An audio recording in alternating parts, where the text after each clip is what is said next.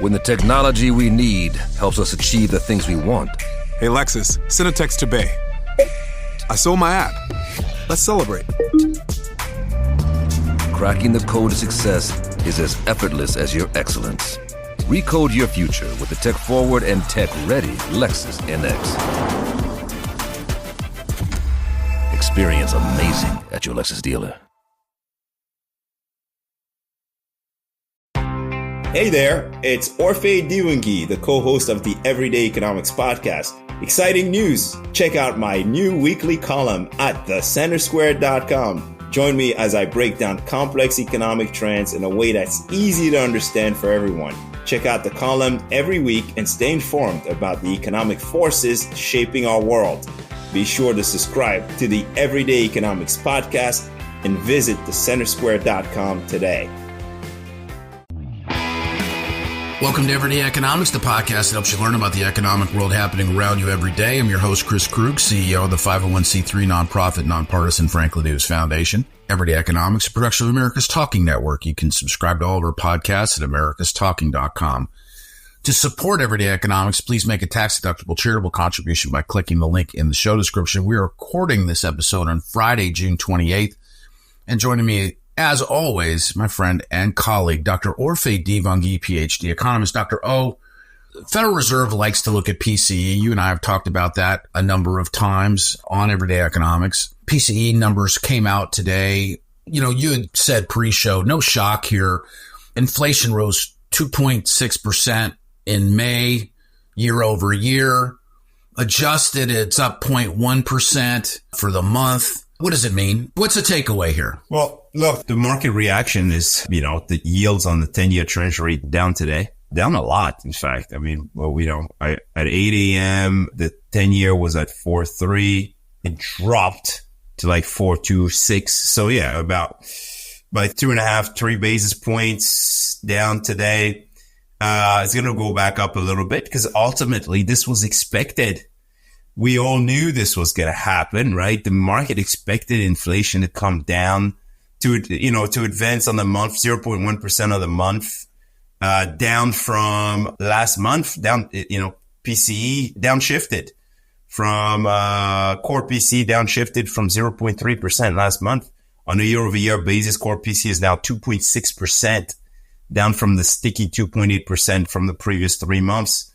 The Fed dot plot had core PCE at 2.6% for the end of the year, at 2.8% for the end of the year. So now we're below that, right? So in March, the dot plot had, 2.6% for 2024. We're there, and a 4% unemployment rate, right? Like we're there. We're exactly where they wanted to be, where they expected to be at the end of the year. Disinflation is very much going again. Some of the concerns have shifted from inflation to economic growth and preventing the economy from crashing, essentially. I tend to disagree. I don't think that, I agree that we should be less concerned about inflation. I disagree that we should be concerned about a crash or big downturn in economic activity. Personal income, you just have to look at the labor market. Labor market's still strong. And we got personal income rising 0.5% on the month. If you look at wages and salaries, up 0.7% on the month, up from 0.2% in April, right? So we got a lot of wage pressure still, and that's supporting the spending, right? Personal consumption expenditures increased 0.2% in May, up from 0.1% in increase. Essentially, this labor market is supporting household budgets and their consumption. The good news, though, is for the Fed is that the savings rate has increased. The savings rate tells us a couple of things. When people expect economic growth to rise and they feel pretty good about their future prospects, they tend to save less and consume more. And the opposite is now happening. In other words, people are starting to expect economic growth will continue to slow or ease, right? And they're also, feeling the pinch a little bit when it comes to, they're seeing their credit card bills increase and all that stuff. And so they realize that, while the labor market is still pretty good, and I still have a good, decent income coming in, I need to save a little higher share of my income. And that's exactly what's happening. The savings are ticking higher, 3.4% in April from 3.2% last month. I expect that to continue. Of course, people are squeezed because, right, prices are, even though prices are coming down, or prices are rising less rapidly, they're still facing higher prices, right?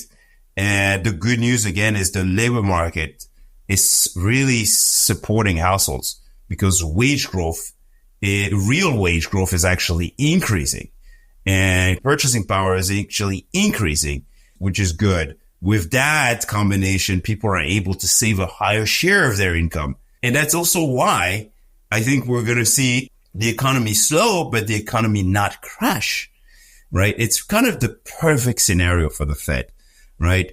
Returning inflation down to the 2% target without crashing the U.S. economy, and the economy just kind of returning on the more sustainable growth path. That's the story of this PCE report. Of course, it's just 1 month of data, but we're headed in the right direction. So what could we expect from here? Let's just say, I mean, we're at the end of the second quarter now. I mean, for all intents and purposes, I mean, it's, we're wrapping up June. We're heading into the true summer months, right? July, August, September. What do you see on a 90-day horizon? Well, the real wage increase really will support consumption, right? Support households. And so the Fed is keeping interest rates higher for longer, maybe because there's a bit of a fear that you could see an uptick in spending during the summer, right? We saw it last year, and that could put a little pressure, coming from core inflation. So we'll see. I expect inflation to continue to ease slowly as, households save a higher share of their income. And that's my expectation. Q1 revision was 1.4% economic growth. We're going to see Q2 soon enough.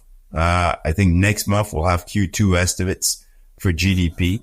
In fact, I am kind of curious what the nowcast at the Federal Reserve Bank of Atlanta is saying here. We have kind of a pickup in growth in Q2 at 2.7%, based on the GDP Now model from the Atlanta Fed.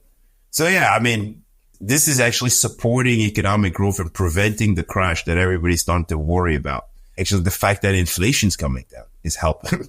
When the Fed, I say all the time, when the Fed says, yeah, we need inflation to ease and we need price stability in order to see sustainable economic growth. Well, guess what? They're absolutely spot on. If inflation remains elevated for too long, households get squeezed and then their spending drops and then and consumption happens to be the largest share of GDP. And then you see the economy kind of take a nosedive. So things are working and things are moving in the right direction. Now, I think, I don't know what your portfolio is doing this morning. Have you checked that out? It's going bonkers. NVIDIA had a really tough Monday and Tuesday. And then you're really, look at that. Wednesday, Thursday bounce. Oh, well, I think maybe more like Tuesday, Wednesday. And today it's today's bounced up. Off and running. Yeah. Yeah. There you go. So, you got an economy that's supported, still in good shape. You got inflation coming down, meaning the Fed will potentially ease policy at the end of the year. But again, there's no rush. There's really no rush because, some people will argue, look, the labor market's supporting this economy. And so we don't want to wait until we get into trouble before easing policy, right? But, when you have stock markets soaring and financial conditions easing so much, that's plenty of support for the household, in my opinion. Yeah, well, I appreciate your thoughts as always. For Orphe Divounguy, this has been Chris Krug. Subscribe to Everyday Economics and dozens of other quality podcasts at americastalking.com. When the technology we need helps us achieve the things we want. Hey, Lexus, send a text to Bay. I sold my app. Let's celebrate. Cracking the code to success is as effortless as your excellence. Recode your future with the tech-forward and tech-ready Lexus NX. Experience amazing at your Lexus dealer. Hey there, it's Orphe Divounguy, the co-host of the Everyday Economics podcast. Exciting news! Check out my new weekly column at thecentersquare.com. Join me as I break down complex economic trends in a way that's easy to understand for everyone.